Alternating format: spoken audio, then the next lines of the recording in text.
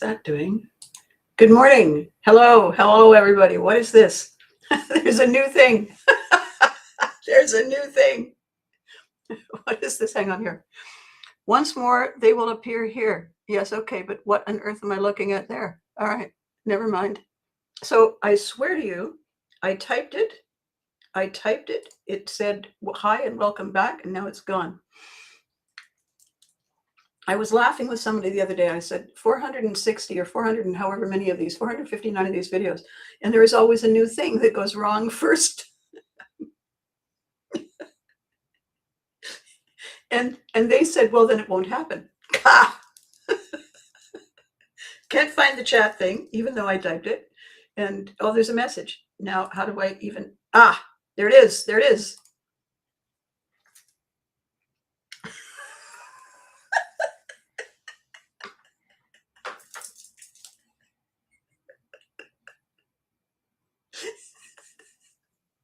I'm aware. Well, I did my windmill impression. There were people just tuning in who missed the whole first part.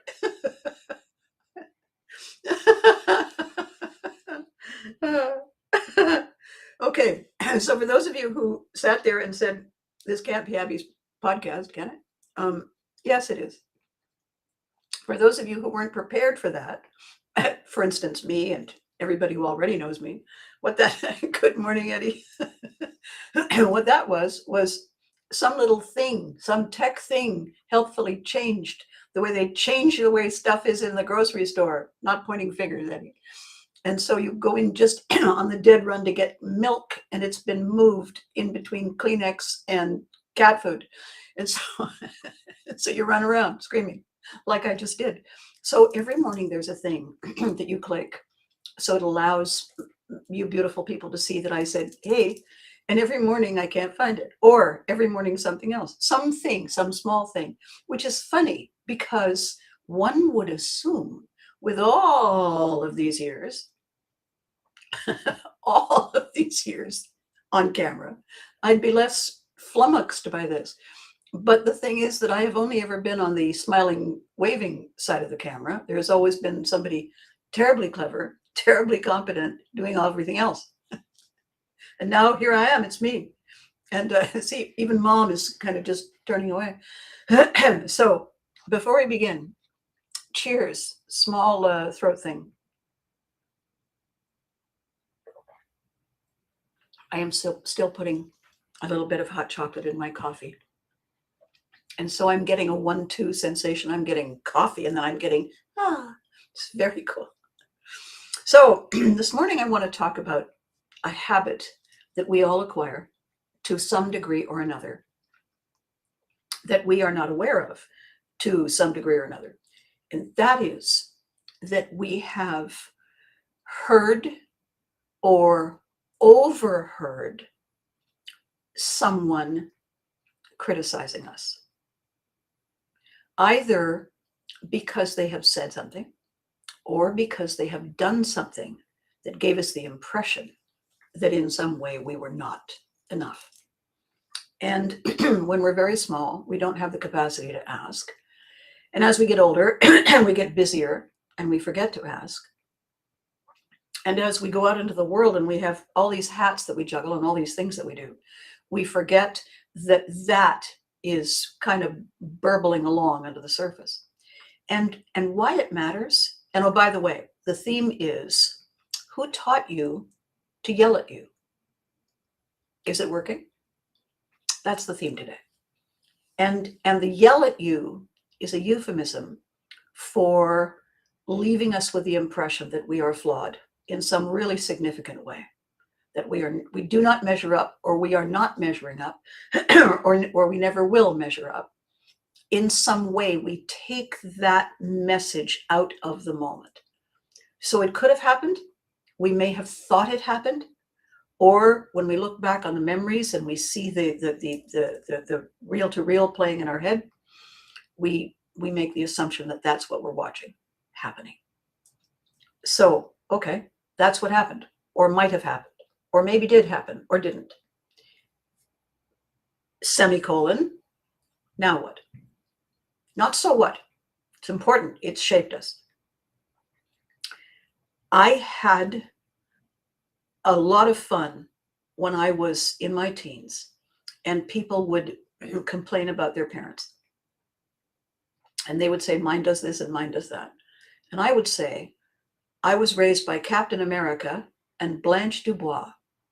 And if you never saw Streetcar Named Desire, you need to watch it in order to enjoy that line. So Captain America saves everybody all the time. And he's handsome and he's brave and he's powerful. And he never stops saving everybody all the time. The only person he doesn't ever save is himself. He's always saving everybody else. Blanche Dubois had a famous line in that play. She looks endearingly up at a strong man, or a man who hopes he's strong. And she says in a Southern Belle accent, I have always had to rely on the kindnesses of strangers, which makes every Captain America leap onto their horse and ride round and round in circles till they throw up. That was my mom. Now, that wasn't my mom exclusively. She also had many creative, clever, hardworking and qualities. She had a hysterically funny sense of humor. She was brilliantly talented, also manipulative, also finding ways for people to rescue her. Reasonably, she came from a very, very surprising and unsettling childhood. Okay, good to know, good to know, good to know. I'm 3. I'm 3 years old, and I'm 4 years old, and I'm 7 years old, and I'm 11 years old, and I'm being not really that hands-on raised by Blanche Dubois. And I'm not a Blanche Dubois, so I don't get what that is that she's doing, and I'm not really equipped or incentivized to compensate for it. I'm not the one she wants running to the rescue. She wants somebody brave and handsome. Good morning, Sean. And my dad, Captain America, was frantically rescuing her all the time and rescuing me, except that I didn't really need rescuing, he thought. And he would tell me that I would be great by myself. I didn't need help, which is not a thing you should tell a 3 or a 5 or a 7-year-old little girl either. So were they flawed? Absolutely. Absolutely. Was anybody's parents not flawed? No. You know what's interesting? Every few years, you have to get your driver's license renewed.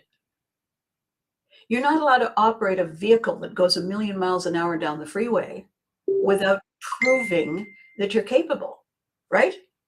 You must prove you're capable. You know what you don't need to do? You don't need to take a test and prove you can raise your children. You don't even need to take a test and prove that you can be married. Once you get a marriage license, you don't have to renew it. You don't have to go back and say, okay, we need to revisit this clause. No, it's good for life. And you have no training and you have no test to pass to raise children. It's kind of fling it at a wall and hope it sticks, really. And here we all are. Here we all are. The result of all of those frail and flawed and flailing things that our parents surrounded us with. Do I overcompensate for people who can't show up? Yes, in the dictionary under overcompensate. I'm not actually there. I was busy helping somebody over here. So did you watch, by the way? Did you watch You Can't Do That on Television? Did you see me portraying this woman who had no idea what she was doing? I wonder where I learned those things. Partly her and partly me, because nobody was teaching anybody. So the conversation on the serious note, who taught you to yell at you? Who taught you to beat yourself up? Who taught you to say, you need to pretzel, you need to be more like them? You need to go and do that. I'll love you if you do it 4 more times. I'll love you if you put up with my failures to show up. I will be very proud of you if you compensate for me and make me look good.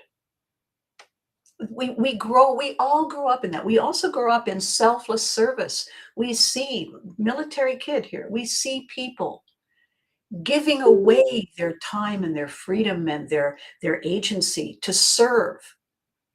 By the way, while they're serving, they're not serving, are they? Military doesn't say, let's make sure that the kids are okay. They never say that. They say, you're on a temporary duty, you'll see your family in 6 months. And we learn to cope, we learn to adapt, we learn to adjust. And I was having this very important conversation back and forth very quickly with one of my former clients. And I was saying, it does not work if you chase what you think other people have. Chasing doesn't work. Have you ever tried to get a dog to stop running away from you when you're chasing it? Good luck with that.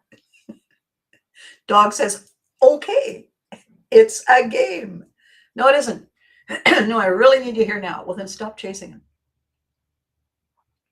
Stop chasing him. And if he doesn't come, he wasn't meant to come. Is it that simple? No, it's not that simple. My point today is this. There are many things going on in the world around us. And one of the things that has gone on around us since the dawn of time is us looking over there, unable to see the flaws. Us looking over there, saying, it looks great over there. Let's go there. It isn't until we get there that we realize all the flaws, pretty much the same as the ones back there. And when we decide to chase that elusive thing we think we need, we think is there, you know what we do? We abandon ourselves. We abandon the people who are here, who do care, who make the difference in our lives come alive. Where the hell are you going? I'll be back. I just have to chase them for a minute. What about me? I'm here. I'm loyal. I'm with you. Yeah, I know. But I'll be right back. No, you won't. No, you won't, because you will always chase the thing you think you were supposed to have. Because somehow that's the lesson we took away. Who taught you to yell at you? Is it working? You're not doing enough. I'll tell you another thing. We do this without thinking of the outcome. If I chase it and I do everything for them, they'll love me. No, they won't. If you chase it and you do everything for them, you render them helpless. And then they resent it because they can't cope. And you end up doing everything for them forever. At what point in time were you going to do it for you? Never. Why not? Because you were somehow taught way back in the day that your purpose in life was to make their lives easy for them. You were somehow given the impression that you, in and of yourself, just standing there breathing, were not worthy. In someone else's eyes. That wasn't what they were doing or saying. They were jealous. They were helpless. They were confused. They were acting out. They were raging against their own thing. And you just happened to be in front of them. And the parents who have no idea how to parent, have no instinct for parenting, are the same people who went to become teachers, went to become helpers, went to become leaders, who haven't the faintest clue or skill or intention. They just thought it looked cool. They said, I'm going to be that. I'm going to do that without any idea, without any particular gift or ability or patience or craving or hunger. They just thought it would be cool. They got there and they said, oh well, I'll hire an assistant. They'll do the work. What is missing in all of this, brilliant conversation yesterday with my business partner, Gary Swithenbank. What is missing in these moments is humanity. What is missing in these moments is stop thinking about yourself. Stop thinking about what someone said to you. Stop. Breathe. Pause. Realize how lucky we are to be safe, and to have others who do care. They don't all care, but some do. And if we spend our time complaining about the people who didn't, we push away the people who do. If we invest our time in the chasing, we rob ourselves of the being and the doing. I forget which brilliant person it is who said, "There is only now." I love it, because in 5 seconds from now, it'll be 5 more nows. There is only now. Granted, we have to plan for things so that we can get together and catch trains and make sure the coffee is ready in the morning. But we're making sure the coffee is ready in the morning the night before, so that our first moment in this morning's now is, oh, coffee's ready. We plan. We create a strategy, and then we follow it.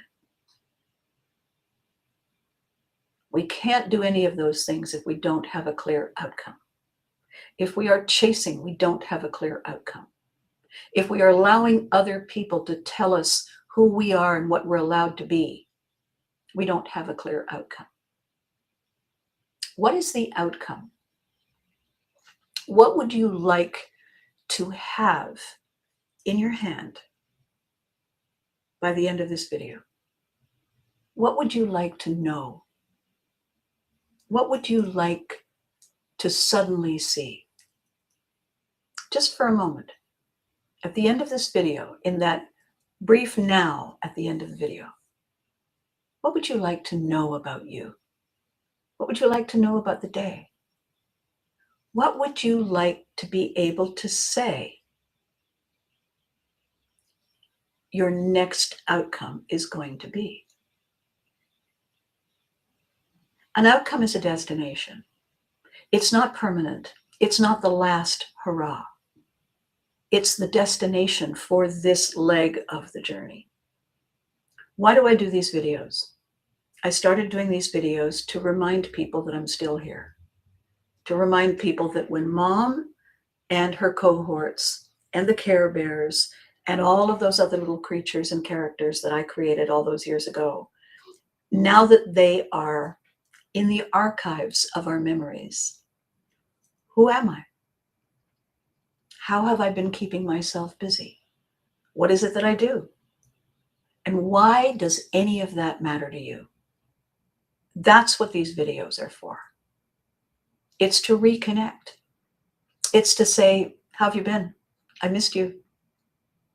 It's to be able to talk, me with the speak, you with the comments, in real time. Just for this time, just for now. So that when you're on the different social media platforms and you see a post from me, it will trigger your memory of the last chat like this. And why am I doing it? What is that for? What is my outcome? Well, I have a new path, a new direction on my journey. I'm using the mom quality that I possess, however strange that is. I'm using the Abby of all of it to work with people who are ready for better, ready for bigger, ready for let's not chase things anymore. Ready for, yes, I was yelling. I got the message. I'm good. Thank you. I'm moving on. I am, as a very wise, beautiful woman said not that long ago, I am giving myself permission to draw a heart-shaped line in the sand and love you from afar. The chapter we had has ended. It was lovely. There's another chapter now. And I cannot be in this chapter if I keep trying to be in that chapter, because that chapter has ended. Does it shape and frame the new? Absolutely. It's part of the tapestry. Does the people who yelled at us, does that form our tapestry too? Absolutely it does. And when we look at our beautiful tapestry in the mirror and we see those dark threads, that is our moment to say, I remember that. I remember when I thought that was true. Thank goodness I chose to believe something new. We are stalling. We are wasting time. We are deliberately staying stuck if we focus on all those terrible things. We are also sending ourselves off on completely fictional paths if we pretend that what was didn't happen. What happened has shaped us. You don't like the story? Too bad. It was our story. It has shaped who we are. Do we have to live there? No. It is futile and foolish to pretend that it never happened, because that denies us why we are who we are. Who taught you to yell at you? Is it still working? We have the power, when we're ready, to say thank you. I got the message. I'm moving on.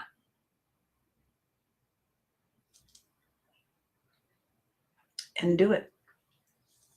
I had a long association with a beautiful, talented, gifted person. And they turned a corner and it changed everything. And I suddenly realized I had not noticed that this was coming. It just hit me blindsided because I wasn't paying attention. I was angry at them and at me, and for all the insidious things that made the air I breathed toxic, because I wasn't paying attention, because I didn't see it. And then I thought, I don't need to beat myself up. I wasn't paying attention and I didn't see it because I was focused on the good. I was focused on the being, not the seeing. And when I realized that that's what had happened, I said, thank you for the lesson. Heart-shaped line in the sand. I'm moving on. Nothing more to say. I learned something invaluable. I learned beautiful things before that. And then I realized that I had also carried a great deal of pain that wasn't mine to own. And we can make this shift for ourselves as soon as we understand how. I am not going to say just do it. It's not that simple. Here's how. When you tell that story to yourself, look at all of the story, the whole thing. And what is it you're saying? I firmly believe a major reason we've been together for so long is that we look at each other and say, take care of yourself first. Yes, it is relative to this discussion. It's very relative, Eddie. It's beautiful. Take care of yourself first so that we can take care of us, because we are in this together. I say to people who are changing my life while I am changing theirs, I say, I love who we are together. I love what this creates. I love the magic of the dynamic.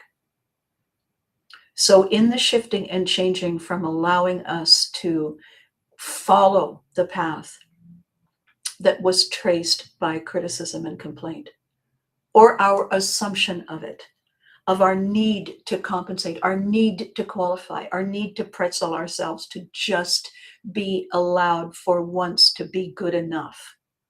All of that is an exercise in futility, because first of all, it's not how it works. And secondly, it is how it hurts. We are not here to make them satisfied with who we are. We are not here to serve others. We are here to be. And the very fact of our being is part of the tapestry. We are not meant to chase. We are meant to do and travel and learn and grow and thrive. How do we fix that? First of all, we recognize it. You can't fix a thing you cannot see. It took me years and years and years to see the thing that kept happening to me. Years, because it was the pattern from my childhood. One person manipulating, the other walking away. The manipulator felt helpless. The one walking away had overgiven, both of them exhausted. Very little left with which to parent me. Not their fault. No training, no instructions, no natural inclination, no capacity for the job. What happened? Me. What came from that? Me. How did that happen? Me. I'm the one walking here. I'm the one doing it. When I forget and I go into compensating mode, I get a fairly firm tap on the shoulder now. And I'm reminded, doesn't work. Oh yeah, that's right. And then I regretfully put it back, that inclination to compensate for them. What does it do? Nothing. They don't have to own it. I have to try to own something that isn't mine. Unhelpful. So the first thing is to recognize the pattern. It's very hard to recognize the pattern, and I'll tell you why. It's right here. It's so close we can't see it. That's why you need people like me. I was also trusting. I know, right? Good morning, Miss Marnie.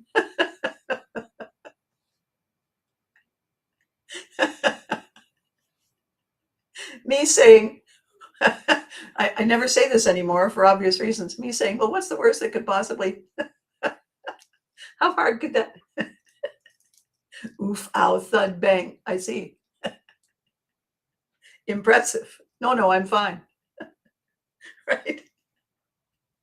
Ah, Marnie. Standing bravely, Marnie, standing very close to me in all those moments. You could have been caught up in the vortex of it. You're a brave lass. So first is seeing it. First is saying, oh, would you look at that? And let me tell you, the moment it happens, it feels like someone took a sock and filled it with wet sand, tied a knot at the top, and thopped you behind one ear with it. Oh, ow. That's what seeing it feels like. And it never stops. Every time you see it again, you say, why don't I see it? There's two reasons we don't see it. One is that it's so close to us because it has been with us always. Right? The other is we're facing the wrong way. Whatever way we're facing is the wrong way. How do we know that? Because we didn't see it. It's kind of a thing, right? So when we do see it, we must make a note of it. Ah, when they did this, they meant that, and then that's what happened. Oh, write it down. Write it down. When you read it, you say, right, got it. And then, like my conversations with my beautiful, beautiful client, Susan, we have for Susan a board that says, forgot it, got it. Because we do. It's human to forget the thing that is just so familiar, right? So the first thing is recognize it. The second thing is give yourself some kind of a reminder hook. If you need to use your later folder for it, do it. Later folder is to write stuff down so you don't forget it. And then you draw a line under it so you don't carry it with you in this moment, which is perfectly clear and clean and fine, right? You check it later. The first thing is to see it. The second thing is to choose deliberately what you want instead. Choose your outcome. Make a list. If it helps, make a list of the things you don't want. That's kind of fun. I never want to be somebody who tars roofs for a living. Just saying. I'm good not doing that. I saw it, I smelled it, said, not for me. Don't even need to try it. What do I want is all the rest. Eventually, when you look at what's left, you say, okay, yes, but yes, this. Well, fine then. Now you know what to focus on. You focus on the thing that means the most to you. Because until we focus on the thing that means the most, we allow ourselves to stay stuck doing the thing that isn't helping. We all stay stuck for a little while. Gary and I were talking yesterday, and I said, there are times when we completely have earned the time to spend face down on the linoleum floor because the tiles are so cool and I just need a minute. We all earn those moments. We all say, I just need a minute. Yes. And then after the minute, though, it's time to get on with the business of now. Because if we don't live fully now, we are robbing ourselves of the opportunity to grow, to learn, to prosper. That is why we're here. We are here to learn, to grow, to thrive, to prosper. Because the ripple effects of those steps are what make the world go round. You watch the ocean ebb and flow. That's all it's got. That's what it's here for. You watch the tree grow, cast shade, drop seeds, provide refuge. That's all it's got. That's why it's here. If the tree had the capacity to say, oh my gosh, look at that bridge over there. I could be so much more valuable and important if I could span 2 pieces of earth over a river. Well, maybe, but that's what the bridge is for. You're here for what you do. And the longer we deprive ourselves of being fully here now, fully as we are, fully giving and receiving here and now, the less we are alive. You have a business, you have clients, you want more of them? Don't go away. Stay. Find out what they want. Ask them. Ask them. Do their friends? Why do they come? How does it feel? Get to know. But also look around. If there's an ebb, it has to be going somewhere. That's how it works. Where is it flowing? Don't assume the only reason it's ebbing is to flow away from you. There are other reasons. There are other seasons. There are other ripples going on. Pay attention. If I am guilty of overcompensating because I am still living in the brain of my little kid, who am I not seeing? What am I avoiding? To what extent am I depriving me and them? Because I can only be in one place. We can only be in one place. And if we're chasing that, and if we're chasing this, and if we're sitting here studying our navel, and if we're complaining, and if we're not here. And we are sending out that energy. Lights on, no one home.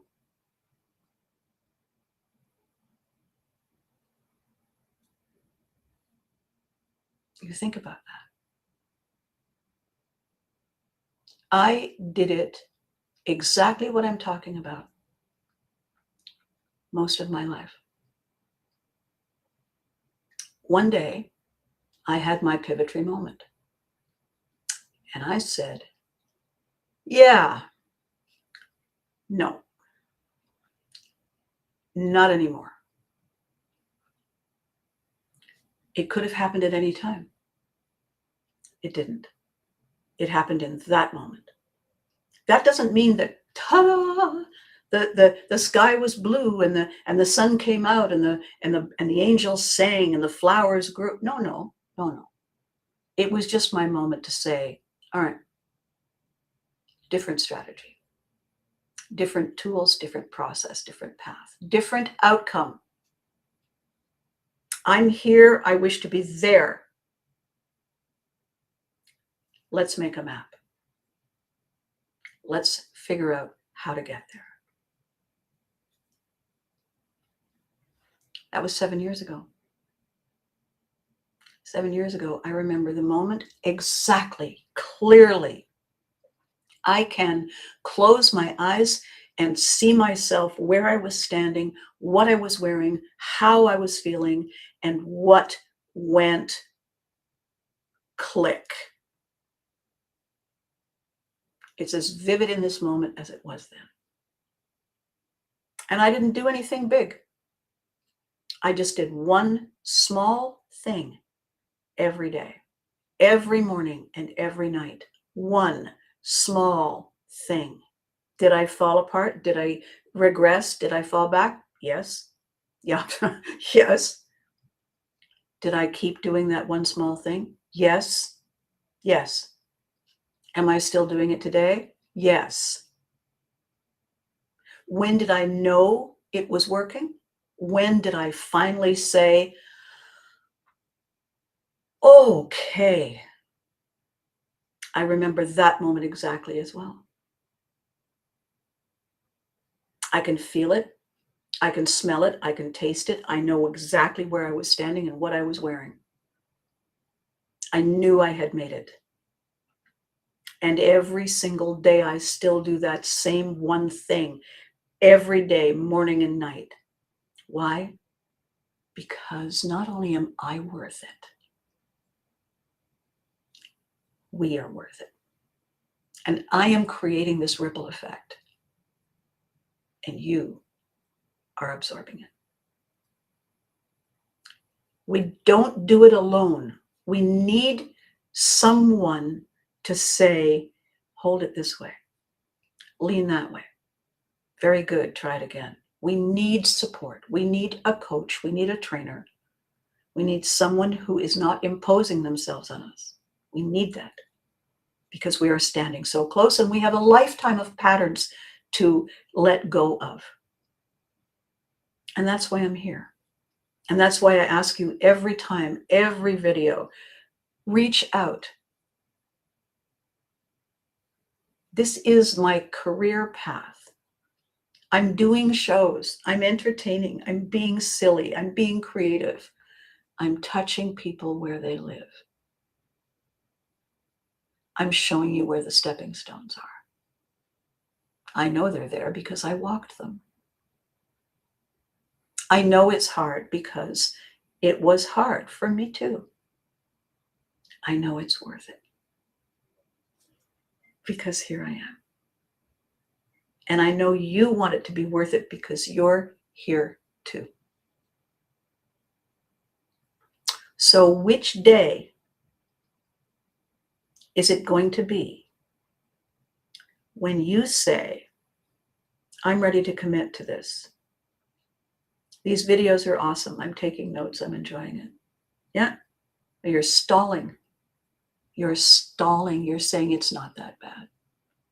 You're stalling. When are you going to say, I'm going to reach out and ask, can we do this?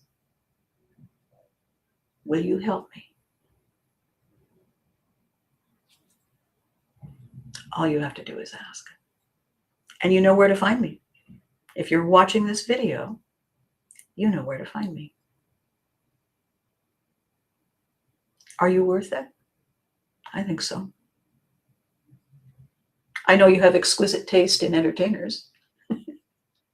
That's got to count for something.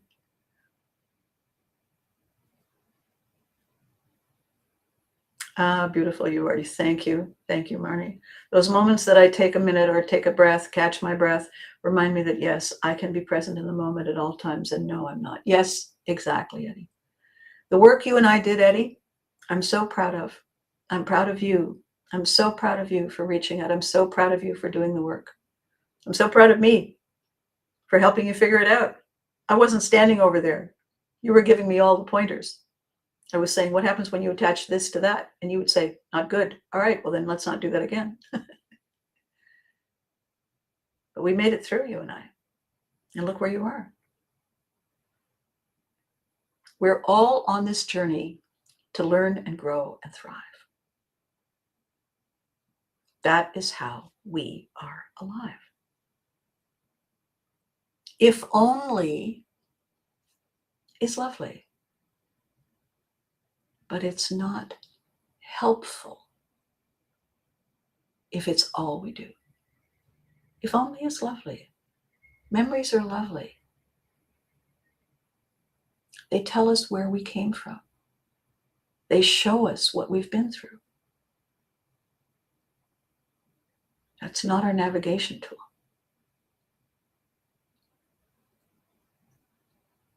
It's our origins. We are not at our origin spot. We are here. We are now in this moment. Who taught you to yell at you?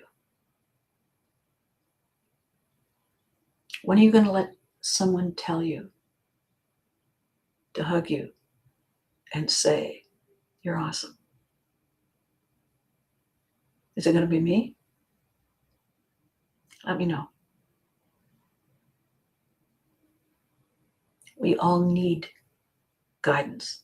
We all need that bigger perspective. We all deserve to reach the place where we say, oh yeah, awesome. We deserve it. So with that said, I have things to do. I have a client at a conference in Las Vegas right now